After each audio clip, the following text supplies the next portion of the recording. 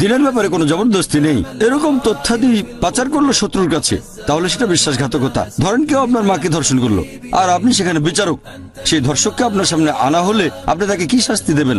তখন সেই অমুসলিমদের সবাই বলেছে যে আমি তাকে মৃত্যুদণ্ড দেব।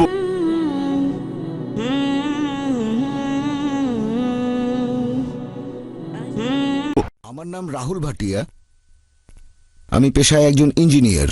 আপনাকে আমি একটা বিষয়ের উপর প্রশ্ন করতে চাই। পবিত্র কোরআন বলছে ধর্মের ব্যাপারে কোনো জবরদস্তি নেই, এটা হলো 1 নম্বর পয়েন্ট। আর 2 নম্বর পয়েন্ট হলো যে একজন মুসলিম ধর্মান্তরিত হতে চাইলে তার শাস্তি হবে, আল্লাহ না করুক, সেটা হবে মৃত্যুদণ্ড। আমার মতে এই ব্যাপারটা মনের মধ্যে একরকম জবরদস্তি সৃষ্টি করে যে ধর্মান্তরিত হলে আমি এই শাস্তি পাবো, সেজন্য এটা করতে পারবো না। এই ব্যাপারটা সম্পর্কে একটু পরিষ্কার জানতে চাই, আর আমি নিশ্চিত যে এই ব্যাপারে একটা ব্যাখ্যা আছে। ভাই, খুব সুন্দর প্রশ্ন করেছেন। আপনি কোরআনের একটা আয়াত বলেছেন কিন্তু কোনো রেফারেন্স দেননি। সূরা বাকারা অধ্যায় নম্বর 2 আয়াত নম্বর 256 বলা হয়েছে দিনের ব্যাপারে কোনো জবরদস্তি নেই, আর দিন বা ধর্মের একটা অংশ আপনি কারো উপর জোরাজোরি করতে পারবেন না তরবারি দিয়ে অথবা বন্দুকের নল ঠেকিয়ে। আপনার পরের প্রশ্নটা যে যদি কোনো মুসলিম ধর্মান্তরিত হতে চায়, এভাবে অমুসলিম হয়ে যায়, নিজের ধর্ম ত্যাগ করে, তাহলে তার শাস্তি হচ্ছে মৃত্যুদণ্ড। এটা কি এক ধরনের জবরদস্তি নয়? উত্তর দেওয়ার আগে আমি একটা কথা বলে নিচ্ছি যে প্রত্যেক দেশেরই একটা নিজস্ব আইন আছে, নিজস্ব নিয়ম কানুন। আর বেশিরভাগ দেশেই বিশ্বাসঘাতকতার ক্ষেত্রে সবচেয়ে বড় শাস্তি, যেমন ধরেন একজন লোক হয়তো চাকরি করে আর্মিতে, আর ধরেন সে তার দেশের বেশ কিছু গুরুত্বপূর্ণ তথ্য, বিভিন্ন গুরুত্বপূর্ণ স্থান, এরকম তথ্যাদি পাচার করলো শত্রুর কাছে, তাহলে সেটা বিশ্বাসঘাতকতা। বেশিরভাগ দেশে যদি কেউ বিশ্বাসঘাতকতা করে, দেশের গুরুত্বপূর্ণ আর সংবেদনশীল বিভিন্ন তথ্যাদি শত্রুর কাছে তুলে দেয়, অনেক দেশে শাস্তি মৃত্যুদণ্ড, অনেক দেশে যাবজ্জীবন কারাদণ্ড। এখন যদি আমি বলি যে এটা আবার কেমন আজব দেশ যেখানে আমি বাধ্য হচ্ছি এরকম কোনো কাজ না করতে, যেটা খারাপ সেটা খারাপ। এখন একজন মুসলিম যদি অমুসলিম হয়ে যায়, এই নিয়মটা শুধুমাত্র ইসলামিক দেশে। যদি সেই মুসলিম যে এখন হয়েছে মুরতাদ, সে যদি তার নতুন ধর্ম প্রচার করে আর মানুষকে প্রতারিত করে, এমন হলে তাকে মৃত্যুদণ্ড দেয়া হবে। যেমন ধরেন কোনো একটা স্কুলে একজন শিক্ষক রাখলাম, অঙ্কের শিক্ষক, সে পড়াচ্ছে 2 যোগ 2 সমান 4, আগামীকাল পড়ালো 2 যোগ 2 সমান 5, আমি সে শিক্ষককে রাখবো না স্কুলে। একইভাবে এরকম মুরতাদের ক্ষেত্রে শাস্তি কোনো ইসলামিক দেশে হচ্ছে মৃত্যুদণ্ড। এটাকে ঠিক জবরদস্তি বলা যায় না। এখানে এই লোক সত্য থেকে অনেক দূরে চলে গেছে মিথ্যার দিকে। তবে কোনো মানুষের ইসলাম ধর্ম গ্রহণের কথা যদি বলতে হয়, কোনো মুসলিম একজন অমুসলিমকে ইসলাম গ্রহণে জোর করতে পারবে না, তরবারি ঠেকিয়ে অথবা বন্দুকের নল ঠেকিয়ে। আমাদের কাজ হলো আমরা আল্লাহর বাণী প্রচার করব, পছন্দ হলে গ্রহণ করবেন, না হলে গ্রহণ করবেন না। আমাদের দায়িত্ব হলো প্রচার করা। পবিত্র কোরআন বলছে সূরা গাশিয়া অধ্যায় নম্বর 88, আমাদের দায়িত্ব বাণী প্রচার করা, সত্যের বাণী প্রচার করব সবচেয়ে সেরা উপায়ে, হিকমতের সাথে আর সুন্দরভাবে। সবচেয়ে সেরা উপায়ে একজন অমুসলিম ইসলাম গ্রহণ করবে কিনা সেটা আমাদের নিয়ন্ত্রণে নেই। আমরা তরবারি বা বন্দুকের ভয় দেখিয়ে কাউকে ইসলাম গ্রহণে বাধ্য করতে পারবো না। আপনি যেটা বললেন সেটা আলাদা বিষয়, আর সেটা ইসলামিক দেশগুলোতে। যেমন আমি আগেও বলেছি, ধরেন একজন লোক আর্মিতে চাকরি করে দেশের গোপন কিছু তথ্য পাচার করে দিল, এক্ষেত্রে শাস্তিটা হবে একই রকম। আশা করি উত্তরটা পেয়েছেন। হ্যাঁ, ঠিক আছে, বুঝতে পেরেছি। আমার নাম ক্যারোলিন, আমি একজন সাংবাদিক। আপনার কাছে আমার প্রশ্নটা হলো, ইসলাম ধর্ম কি ক্ষমা করাকে উৎসাহিত করে? হ্যাঁ অথবা না, ইসলাম কি ক্ষমা করাকে উৎসাহিত করে? বোন, আপনি প্রশ্ন করলেন যে ইসলাম ক্ষমা করাকে উৎসাহিত করে কিনা। অবশ্যই করে। আর পবিত্র কোরআনে প্রত্যেক সূরা আরম্ভ হওয়ার আগে একটা কথা আছে, বিসমিল্লাহির রহমানির রহিম, দয়াময় পরম দয়ালু আল্লাহর নামে শুরু করছি। কিন্তু তাহলে হ্যাঁ বোন, আপনার দ্বিতীয় প্রশ্ন। হ্যাঁ, আমার দ্বিতীয় প্রশ্ন হলো, হ্যাঁ, কোনো সমস্যা নেই। ইসলাম কেন সম্মানের হত্যাকে অনুমতি দেয়? সম্মানের হত্যা? হ্যাঁ। এটাতে আপনি কি বোঝাচ্ছেন? মানে কারো ভাইয়ের হত্যার বদলা নিতে হবে, আর সেটা হবে আল্লাহর নামে।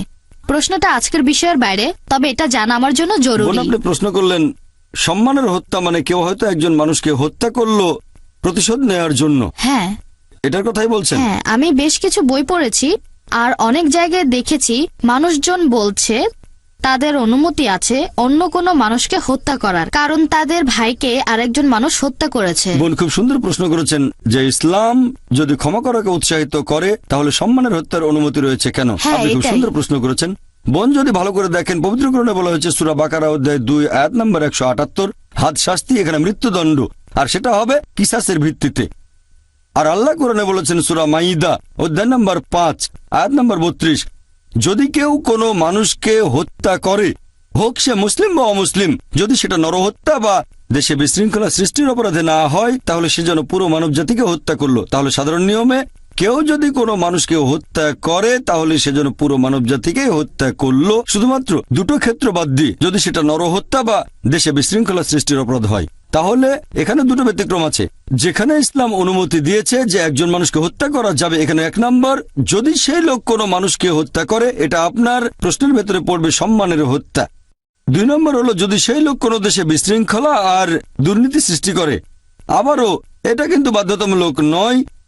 যদি কেউ আরেকজনকে হত্যা করে, এটা বাধ্যতামূলক নয় যে তাকে হত্যা করতে হবে। ইসলাম বলছে যে সেই নিহত লোকের আত্মীয় স্বজনেরা যদি রক্তমূল্য নিয়ে হত্যাকারীকে ক্ষমা করে দেয় তাহলে হত্যাকারী কোনো শাস্তি পাবে না। তবে সাধারণ পরিস্থিতিতে যেটা হয়, ধরেন কেউ আরেকজনকে হত্যা করেছে আর আমি চাচ্ছি তার মৃত্যুদণ্ড হোক, কারণ হত্যার অপরাধ, এটা শাস্তি হলো মৃত্যুদণ্ড। আমি আগেও বলেছি যে আগের ধর্মগুলোতে যেমন বাইবেল চোখের বদলে চোখ, দাঁতের বদলে দাঁত, এভাবে চলে এসেছে। এখানে আমরা বুঝতে পারছি যে ধরেন আমি একজন মানুষকে চিনি যে অন্য মানুষকে হত্যা করে, নিরীহ মানুষকে হত্যা করে, তাকে হত্যা না করলে সে তো মানুষদের হত্যা করতে থাকবে।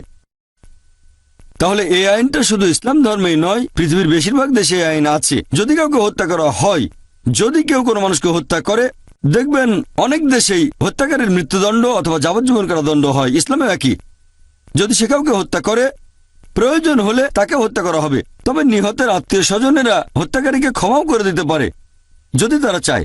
তারা চাইলে হত্যাকারীকে ক্ষমা করতে পারে, কিন্তু তারা যদি চায় হত্যাকারীকে মৃত্যুদণ্ড দিতে হবে তাহলে মৃত্যুদণ্ড দেওয়া হবে। আর দ্বিতীয় যে কারণে মৃত্যুদণ্ড দেওয়া হয়, যদি সে দেশে দুর্নীতি সৃষ্টি করে। যেমন ধরেন একজন লোক কাউকে ধর্ষণ করলো, ধর্ষণ করা এটা আসলে দেশের মধ্যে দুর্নীতি সৃষ্টি করা। এরকম হলে সেই লোককে মৃত্যুদণ্ড দেওয়া উচিত, কারণ এটা একটা খুবই জঘন্য অপরাধ, এটা খুবই বড় অপরাধ। তাই এখানে মৃত্যুদণ্ড ছাড়া আর কোনো শাস্তি নেই। আমি অনেক অমুসলিমকে এটা জিজ্ঞেস করেছি, আল্লাহ না করুন ধরেন কেউ আপনার মাকে ধর্ষণ করলো আর আপনি সেখানে বিচারক, সেই ধর্ষককে আপনার সামনে আনা হলে আপনি তাকে কি শাস্তি দেবেন? তখন সেই অমুসলিমদের সবাই বলেছে যে আমি তাকে মৃত্যুদণ্ড দেব। অনেকে এরকমও বলেছে আমি তাকে যন্ত্রণা দিয়ে হত্যা করব। তাহলে দ্বিমুখী নীতি কেন? আমেরিকাকে এখনকার দিনের সবচেয়ে উন্নত দেশ বলা হয়ে থাকে। FBI এর পরিসংখ্যান অনুযায়ী 1990 সালে প্রতিদিন 1756টা ধর্ষণের ঘটনা ঘটেছে।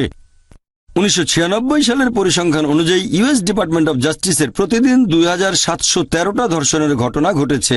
1990 সালে 1756টা, 1996 সালে 2713। হয়তো আমেরিকানদের সাহস বেড়ে গেছে। তার মানে প্রতি 32 সেকেন্ডে আমেরিকাতে একটা ধর্ষণের ঘটনা ঘটছে। আমরা এই অডিটোরিয়ামে আছি প্রায় 3 ঘন্টার মতো। এই সময়ের মধ্যে আমেরিকাতে 300টা ধর্ষণের ঘটনা ঘটে গেছে। ইসলাম ধর্মে হিজাবের বিধান আছে, আমার লেকচার আগেও বলেছি। একজন পুরুষ কোনো মহিলার দিকে তাকালে দৃষ্টি নিচু করবে, মহিলারা ইসলামিক হিজাব পরবে, এই ব্যাপারে আগেও বলেছি। এরপরেও কোনো পুরুষ ধর্ষণ করলে তাকে মৃত্যুদণ্ড দেওয়া হবে। অন্যদিকে আমেরিকান আইন বলছে 7 বছরের সশ্রম কারাদণ্ড। তবে বেশিরভাগ সময় তারা এমনিতেই ছেড়ে দেয়। অমুসলিমদেরকেও যদি জিজ্ঞেস করেন ধর্ষণের শাস্তি কি হবে, সবাই বলেছে শাস্তি হবে মৃত্যুদণ্ড। একবার এক আমেরিকানকে পেয়েছিলাম, খুবই স্মার্ট। সেই আমেরিকান বলেছিল, ভাই জাকির, প্রথমে আমি তাকে 5 বছরের সশ্রম কারাদণ্ড দেব। আমি বললাম, আপনি কি জানেন আমেরিকার পরিসংখ্যান অনুযায়ী যেসব লোক ধর্ষণের মতো অপরাধ করে, কারাদণ্ড ভোগের পর যখন তারা আবার ছাড়া পায় 95%-এর বেশি লোক আবার ধর্ষণ করে। যদি চান আপনার মা মেয়ে ধর্ষিতা হোক, সেটা আপনার ব্যাপার, আমরা সেটা চাই না।